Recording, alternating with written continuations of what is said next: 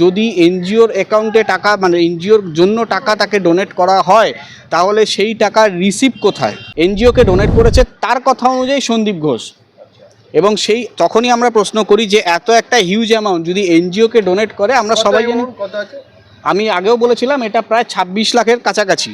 সন্দীপ ঘোষের অ্যাকাউন্ট থেকে 26 লক্ষ টাকা বাবন ব্যানার্জির পার্সোনাল অ্যাকাউন্টে ট্রান্সফার হয়েছে। পরিষ্কার বলা হয়েছে আপনার আয় ব্যয়ের সমস্ত নথি আজকে সোমবার, মঙ্গলবার, বুধবারের মধ্যে যদি জমা না দেওয়া হয় তাহলে সিবিআই তার চরম পদক্ষেপ নেবে। তাদেরকে সিবিআইয়ের তরফ থেকে তলব করা হয়েছে এবং তারা এখনও এসে পৌঁছয়নি, এবং তাদের তরফ থেকে কী স্টেটমেন্ট বা কবে আসবে কোনো রকম কোনো নোটিফিকেশান দেওয়া হয়নি। বাট আমাদের তরফ থেকে নোটিশ সার্ভ করে দেওয়া হয়েছে, রিজার্ভ প্যালেসের তরফ থেকে নোটিশ সার্ভ করে দেওয়া হয়েছে এবং মেল করা হয়েছে এবং ভার্বালি মানে ওভার দ্য ফোনও কথা বলে দেওয়া হয়েছে যে আসার জন্য। তাদের তরফ থেকে কবে আসবে কী আসবে সেটা জানি না।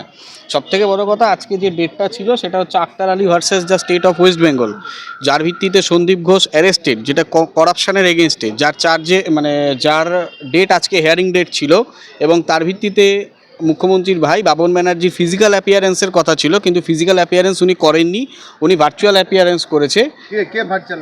বাবন ব্যানার্জি ভার্চুয়াল অ্যাপিয়ারেন্স করেছে, এবং তার ভিত্তিতে তার তরফ থেকে যে আইনজীবী ছিলেন মাননীয় আইনজীবী অভিষেক মনু সিংভিজি, এবং অভিষেক মনু সিংভিজি তার তরফ থেকে লড়েছেন, এবং তিনি তার তরফ থেকে সওয়াল করেছেন, এবং তার তরফ থেকে সওয়ালের মধ্যে যে আমরা যেটা আগেও বলেছিলাম যে মানে একটা আর্থিক লেনদেনের যোগ, পরবর্তীকালে উনি আজকে ভার্চুয়ালি অ্যাপিয়ারেন্স হয়ে যেটা পরিষ্কার বলছে যে ওটা ওনার একটা এনজিও আছে, একটা মহাপুরুষের নামে উনি একটা এনজিওর মাথায় বসে আছে, তার ভিত্তিতে সেই টাকা ওখানে ডোনেট করা হয়। তখন আমরা পরিষ্কার বলি যদি এনজিওর টাকা মানে তাকে যদি এনজিওতে টাকা ডোনেট করা হবে তাহলে তার পার্সোনাল অ্যাকাউন্টে কেন করা হবে?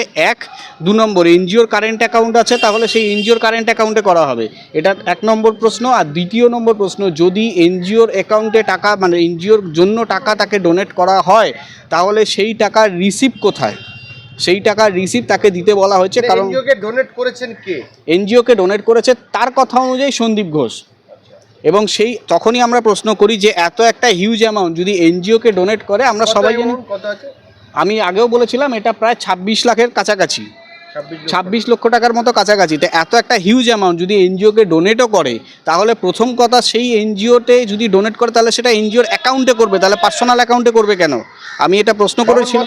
পার্সোনাল অ্যাকাউন্টে টাকাটা ঢুকেছে, একদম বাবন ব্যানার্জির পার্সোনাল অ্যাকাউন্টে টাকা ঢুকেছে, এবং তার ভিত্তিতে আমরা যখন প্রশ্ন করি তখন বাবন ব্যানার্জি যখন ভার্চুয়াল অ্যাপিয়ার হয়েছিল, এবং আমরা আয় ব্যয়ের গত 6 বছরের আয় ব্যয়ের নথি চেয়ে পাঠিয়েছি, এবং জাস্টিস জয়মাল্য বাগচি এটা শুরু থেকে এটাতে খুব মানে স্ট্রিক্টলি এটাতে অ্যাকশান নিয়েছেন, এবং নিয়েছেন বলেই আজকে এই পর্যায়ে জিনিসটা পৌঁছেছে।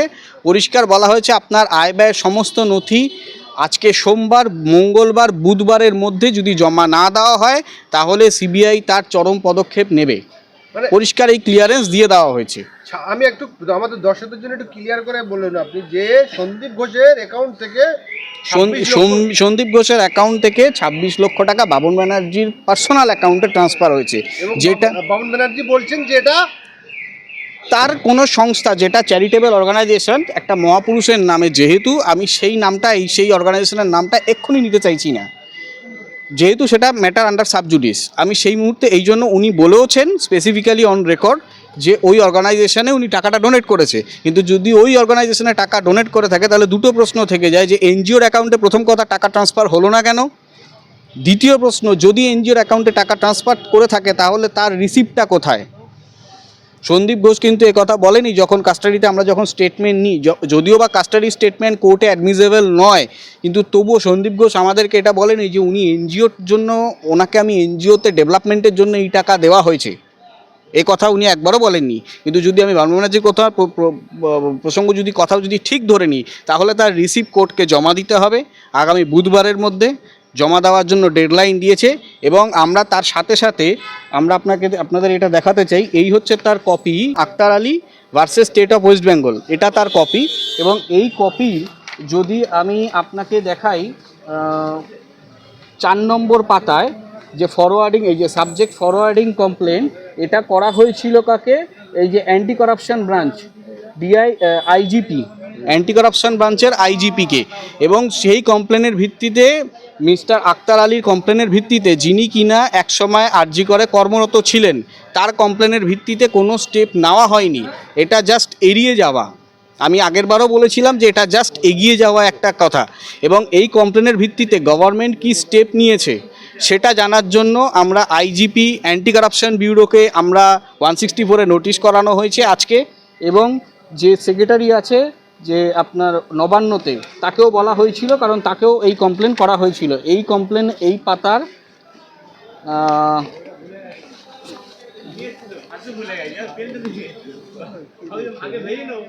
এই যে ex deputy superintendent Aktar Ali উনি ছিলেন, যখন ডেপুটি সুপারিনটেন্ডেন্ট থাকাকালীন যে তছরূপ হয়েছিল সেই তছরূপের কমপ্লেন উনি করেছিলেন। অ্যান্টি কারাপশন ব্যুরো যে পরিষ্কার লেখা আছে, DY inspector general of police dated of anti corruption branch, ওনাকে করা হয়েছিল, কিন্তু উনি কোনো স্টেপ নেননি। যেটা উনি আগেরবারও অভিযোগ করে এসছে, তার কমপ্লেনের কপি আমরা আজকে হাতে পেয়েছি। এবং এটা কমপ্লেনটা করেছিল 7/2023 সালে উনি একটা কমপ্লেন করেন, যার ভিত্তিতে কোনো রকম কোনো এনকোয়ারি হয়নি, স্টেটের তরফ থেকে কোনো রকম কোনো এনকোয়ারি হয়নি। পরবর্তীকালে এর জন্যই মিস্টার সন্দীপ ঘোষ, যাকে ইডি বা সিবিআই কাস্টাডিতে নেওয়া হয় এবং কাস্টাডিতে উনি এখনও আছে, এর ভিত্তিতে, এই কমপ্লেনের ভিত্তিতে। এবং এই যে নবান্নর যে সেক্রেটারিয়েট, তার 5 নম্বর পাতার 4 নম্বরে দেখা যাচ্ছে এই যে government of West Bengal home and hill affairs department internal security branch secret cell Nabanna, এখানেও একটা কমপ্লেন করা হয়। এই কমপ্লেনেরও কোনো রেসপন্স আসেনি, যেটা আক্তার আলী সাহেব বারবার বলে আসছেন। এবং তার জন্য আমরা এই দুজনকে নোটিশ করানোর কথা প্রেয়ার করি।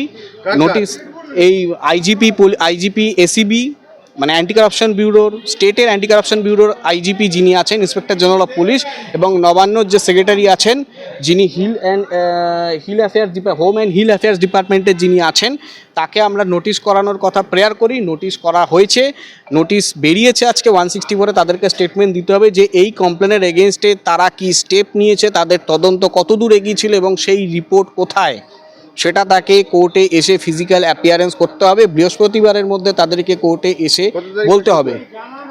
আজকে সোমবার, আগামী বৃহস্পতিবার, এই বৃহস্পতিবারের মধ্যে তাকে এসে বলতে হবে।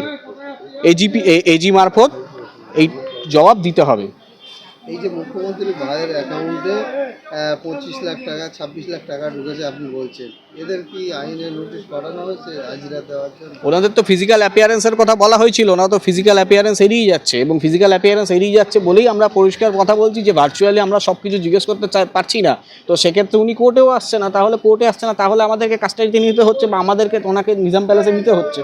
আমরা যখন এটা প্রেয়ার করি তখন পরিষ্কার বলা হয়েছিল, জাস্টিস জয়মাগলা বাগচি বলেছিলেন যে এটা প্রথমে আগে উনি নথি জমা দিক, যদি নথির ভিত্তিতে কোনো রকম কিছু গড়মিল বা আপনারা যদি মনে করেন যে এটা ট্যাম্পারিং করা হয়েছে বা ম্যানিপুলেট করা হয়েছে, সেক্ষেত্রে আপনারা রিপোর্টের বেসিসে তাকে কাস্টাডিতে নিতে পারেন বা জিজ্ঞাসাবাদ করতে পারেন।